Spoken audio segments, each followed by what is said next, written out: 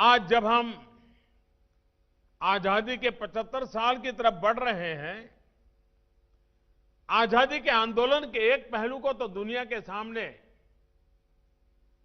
किसी न किसी रूप में हमने हमारे आंख कान की ओर से गुजरा है, लेकिन इस बात को हमेशा याद रखना होगा कि भारत के आजादी के आंदोलन की पीठिका भक्ति आंदोलन से हुई थी। जन जन को भक्ति आंदोलन के माध्यम से हिंदुस्तान के कोने कोने से संतों ने, महंतों ने, ऋषियों ने, मुनियों ने, आचार्यों ने, भगवंतों ने उस चेतना को जागृत किया था, एक पीठिका तैयार की थी और उस पीठिका ने बाद में आजादी के आंदोलन को बहुत बड़ी ताकत दी थी। और उस पूरी पीठिका को तैयार करने वाले में जो देश में अनेक संत थे, उसमें एक वल्लभ गुरु थे।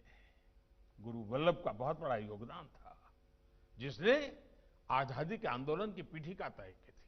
लेकिन आज 21वीं सदी में मैं आचार्यों से, संतों से, भगवंतों से, ऋषियों से, कथाकारों से एक आग्रह करना चाहता हूं। जिस प्रकार से आजादी के आंदोलन की पीठिका भक्ति आंदोलन से शुरू हुई, भक्ति आंदोलन ने ताकत दी, वैसे ही आत्मनिर्भर भारत की पीठिका तैयार करने का काम भी हमारे संतों, महंतों, आचार्यों का है।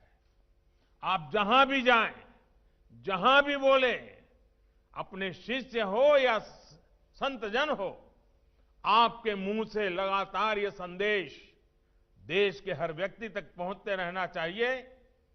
और वो संदेश है वोकल फॉर लोकल। जितना ज्यादा हमारे कथाकार, हमारे आचार्य, हमारे भगवंत, हमारे संतजन, उनकी तरफ से बात जितनी ज्यादा आएगी, जैसे उस समय आजादी की पीठिका आप सभी आचार्यों, संतों, महंतों ने की थी, वैसी ही आजादी की पीठिका, आत्मनिर्भर भारत की पीठिका आप तैयार कर सकते हैं। और इसलिए मैं आज देश के सभी संतों, महापुरुषों के चरणों में आग्रहपूर्वक निवेदन कर सकता हूं, प्रधान सेवक के रूप में निवेदन करता हूं कि आइए हम इसके लिए आगे बढ़े। कितने ही स्वतंत्र संग्राम सेनानी इन महापुरुषों से प्रेरणा लेते थे।